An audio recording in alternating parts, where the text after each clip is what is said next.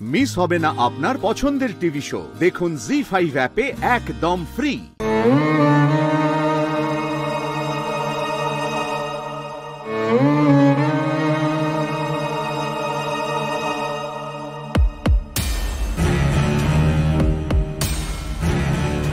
এই এটা খেয়ে নে।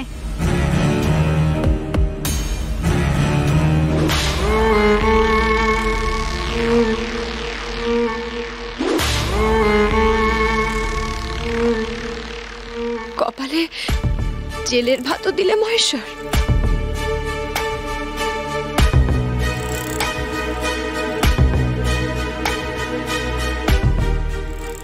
এই মেয়ে, কাল তোমার হয়ে কেস কে লড়বে? গার্জেন কেউ কি আছে? কেউ নেই।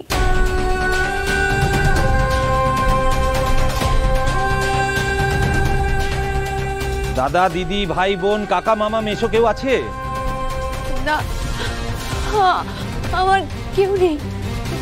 আমার কারোর সাথে কোনো সম্পর্ক নেই। তো মহা ঝামেলা হলো।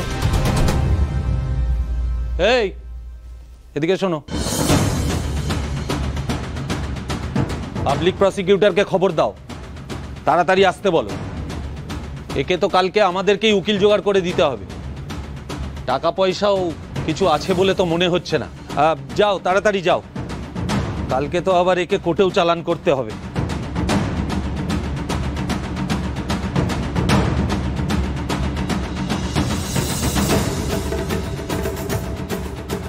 কোর্ট?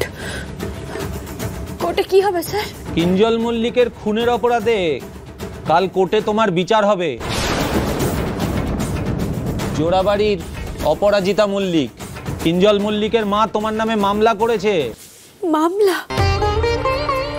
তার মানে স্যার যে কথাগুলো বলেছিল সেগুলো বিশ্বাস করে বলেছিল?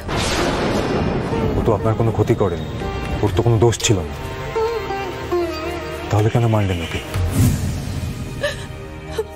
ও মহেশ্বর, আমি তো ভেবেছিলাম গোটা পৃথিবী যদি এক কথা বলে, স্যার স্যার ওই কথাটা বলবেন না, স্যার অন্য কথা বলবেন। স্যার কিছুতেই বিশ্বাস করবেন না যে আমি কিঞ্জল স্যারকে খুন করেছি। বেশ, সবাই যখন একই কথা বলছে, সবাই যখন এই কথাটাই বিশ্বাস করছে, তখন তো আমার কিচ্ছু চাওয়ার নেই, কিচ্ছু পাওয়ারও নেই। তবে তাই হোক, তাই হোক। স্যার আমার পক্ষে কোনো উকিলের দরকার নেই, কোনো উকিলের দরকার নেই। আমার ফাঁসি হোক, আমাকে ফাঁসি দিয়ে দিন।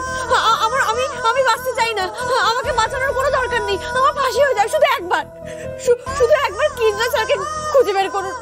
আমি বলছি উনি বেঁচে আছেন, উনি কোথাও না কোথাও ঠিক আছেন, ওনাকে খুঁজে বের করুন, ব্যাস তাহলেই হবে।